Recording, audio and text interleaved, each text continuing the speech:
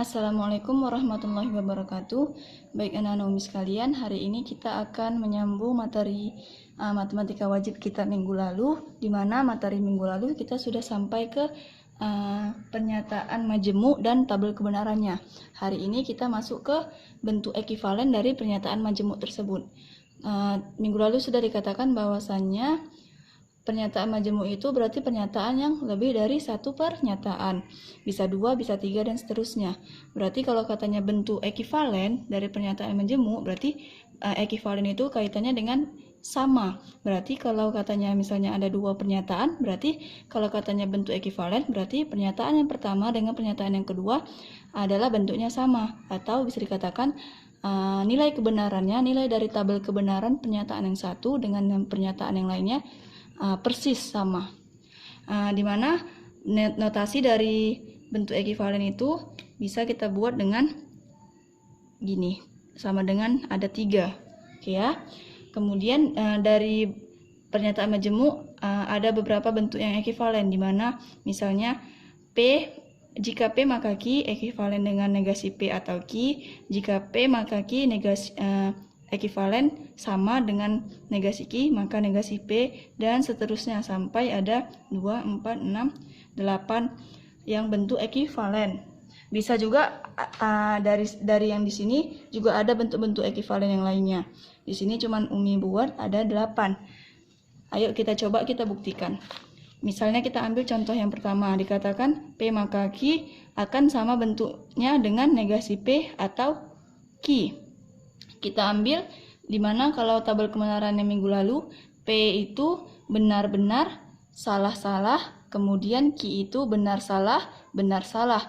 Berarti katanya P, jika P maka Q. Kalau P maka Q itu kan jika benar maka benar. Kan kemarin Umi katakan P itu adalah hipotesisnya, Q itu adalah konklusinya atau hipotesa ya. Berarti kalau hipotesanya benar, konklusinya benar, maka nilainya benar. Jika P-nya benar, Q-nya salah, maka hasilnya salah. Jika P-nya S salah, Q-nya benar, maka hasilnya benar. Jika keduanya salah, hasilnya juga benar. Berarti P maka Q kita peroleh benar salah, benar benar. Kalau kita ambil, kan tadi kita perlu negasi P atau Q. Berarti kita ambil dulu yang negasi Q, negasi P. Kalau negasi P berarti kebalikan dari P. Berarti kalau di sini benar, di sini salah. Kalau benar, salah, salah, benar, salah, benar. Kemudian katanya tadi di sini kan negasi P atau Q. Berarti kalau negasi P atau Q berarti S atau B, jawabannya benar. S salah atau salah, jawabannya salah. Benar atau benar, jawabannya benar. Benar atau salah, ya kan, negasi P atau Q, berarti negasi P dengan Q. Benar atau salah, berarti jawabannya benar. Kita lihat di sini, negasi nilai kebenaran dari negasi P atau Q sama dengan ekivalen dengan jika P maka Q. Kita lihat kan, benar-benar, salah-salah, benar-benar, benar-benar. Berarti kedua ini terbukti ekivalen. Oke ya, terbukti. Untuk yang lainnya juga bisa kalian buktikan sendiri kalau yang sebelah kiri ekivalen dengan yang sebelah kanan. Oke, selanjutnya setelah kita tahu bentuk ekivalen, kita akan mempelajari ingkaran, di mana dikatakan ingkaran pernyataan majemuk. Di mana ingkaran, kalau katanya pernyataan majemuk kan berkaitan dengan konjungsi, disjungsi, dan implikasi serta biimplikasi. Di sini dikatakan ingkaran konjungsi. Kalau konjungsi itu kan dan, berarti negasi dari, misalnya ada dua pernyataan P dan Q, berarti negasi dari P dan Q ekivalen dengan negasi P atau negasi Q. Berarti kalau dia konjungsi dan, kalau dinegasikan dia akan menjadi negasi P, kebalikan dari dan, tandanya atau negasi Q. Dua-duanya dinegasikan, kemudian tandanya jadi atau. Kalau dia disjungsi, misalnya dua pernyataan P atau Q, dia ekivalen dengan negasi P, tanda ataunya jadi dan, kemudian Q-nya juga dinegasikan. Berarti negasi P atau Q, negasi dari P atau Q ekivalen dengan negasi P dan negasi Q. Sedangkan negasi dari implikasi kan P, maka Q, dia ekivalen dengan P dan negasi Q.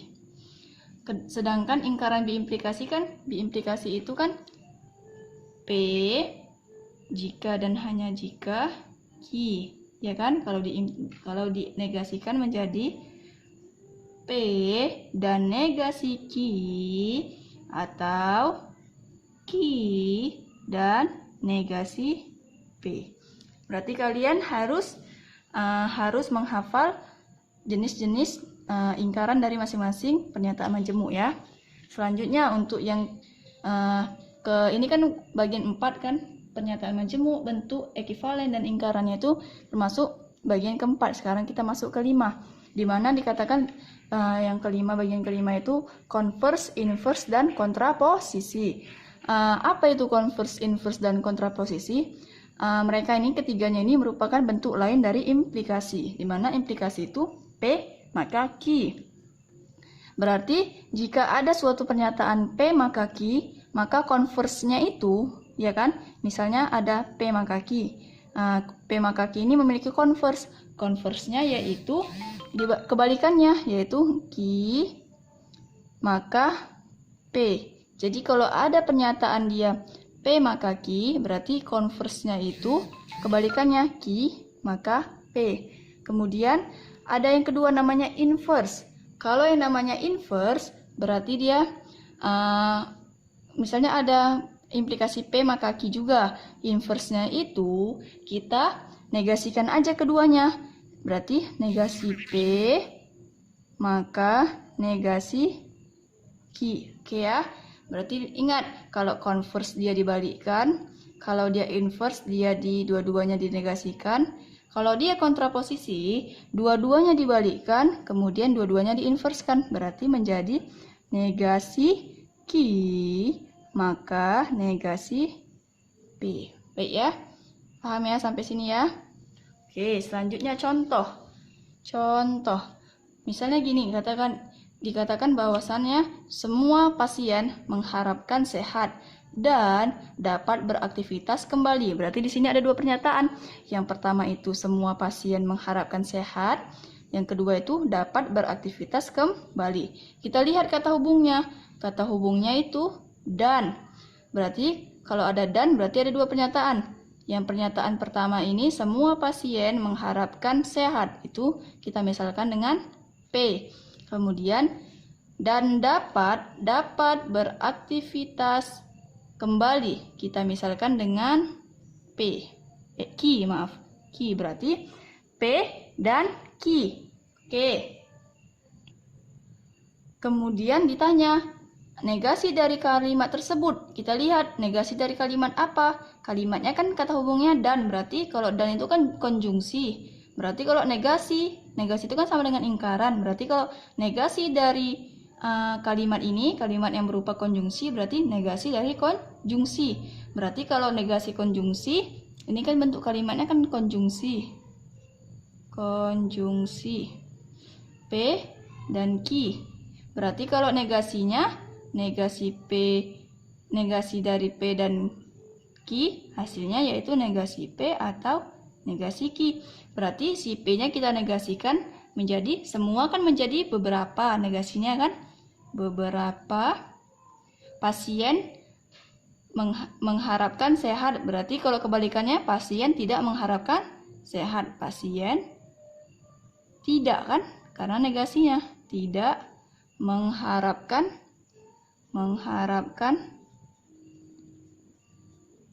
sehat. Kemudian dannya jadi apa katanya? Jadi atau Q-nya juga negasikan kan? Berarti dapat beraktivitas kembali. Berarti jadi tidak dapat beraktivitas kembali. Paham ya? Semua menjadi beberapa, pasiennya menjadi tidak mengharapkan, kemudian dannya menjadi atau, dapat beraktivitasnya menjadi tidak dapat. Oke, untuk yang nomor 2, jika Zahra rajin belajar, maka Zahra juara kelas. Katanya tentukan konvers, invers, dan kontraposisi. Kita lihat, kalau katanya jika Zahra rajin belajar, berarti Zahra rajin belajar ini merupakan P, Zahra juara kelas merupakan Q, ya kan? Berarti jika P maka Q, P maka Q. Kemudian ditanyanya konvers.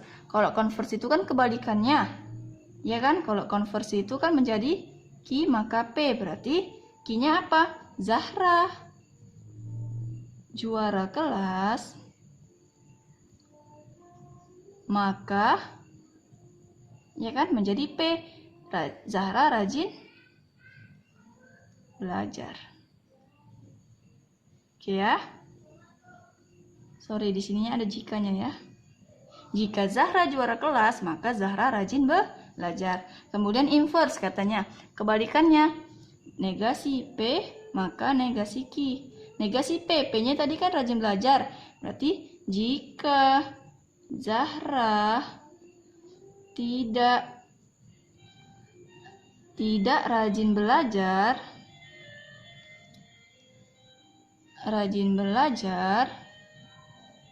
maka negasi Q.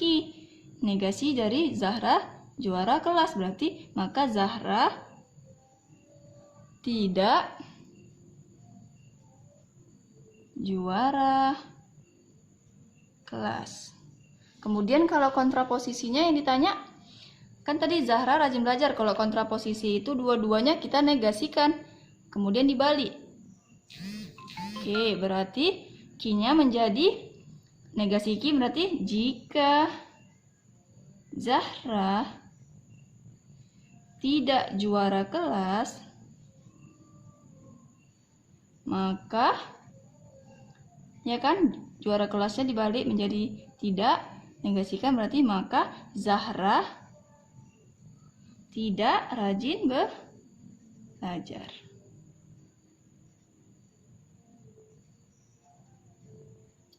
Oke ya. Kemudian setelah ini kita akan membahas nomor 6, yaitu penarikan kesimpulan. Ada 3 jenis penarikan kesimpulan. Yang pertama itu modus ponens, dimana kalau katanya majemuk kan ada lebih dari satu pernyataan. Misalnya pernyataan pertama itu katanya, ini untuk yang modus ponens ya. Misalnya ada pernyataan pertama P maka Q, disebut dengan premis 1 atau pernyataan yang 1. Kemudian ada katanya premis 2, yaitu P. Kemudian dari 2 pernyataan ini bisa kita simpulkan P maka Q, kemudian P, kemudian simpulannya itu Q. Jika P maka Q, kemudian ada premis kedua P, maka kesimpulannya itu Q. Kemudian modus tollens, jika P maka Q untuk premis yang pertama, kemudian premis kedua, pernyataan kedua katanya ada negasi Q, berarti kesimpulannya itu negasi P. Kemudian silogisme, ada 2 pernyataan, jika P maka Q, kemudian ada lagi 2 pernyataan yang kedua, jika Q maka R, maka kesimpulannya itu P maka R. Oke ya, kita ambil contoh. Jika Budi rajin berolahraga, maka badannya sehat. Berarti premis yang pertama ini kita ambil jika P maka Q, ya kan? Jika Budi ini rajin berolahraga ini P, maka badannya sehat ini kita buat dengan Q. Berarti premis yang pertama P maka Q. Kemudian Budi rajin berolahraga katanya. Budi rajin berolahraga, berarti premis yang kedua ini kan 1. Kemudian premis yang kedua ini katanya Budi rajin berolahraga. Budi rajin berolahraga tadi kan si P, berarti premis kedua P. Maka kalau kita simpulkan, ini simbol ini tanda 3 titik ini artinya kesimpulan ya. Kita lihat bentuknya sama yang mana? Yang pertama, yang kedua, atau yang ketiga? Yaitu yang pertama. Jika P maka Q, kemudian yang pernyataan kedua P, maka jawabannya itu Q. Oke, berarti jawaban Q-nya itu apa? Q itu apa di sini? Badannya sehat. Jadi jawabannya, kesimpulannya badannya sehat. Berarti jika Budi rajin berolahraga, maka badannya sehat. si Budi rajin berolahraga, maka kesimpulannya badannya Budi sehat. Oke ya. Sekian penjelasan Umi hari ini. Apabila ada pertanyaan, silahkan japri Umi. Semoga apa yang Umi sampaikan dapat mudah dipahami. Wabillahi taufiq wal hidayah. Assalamualaikum warahmatullahi wabarakatuh.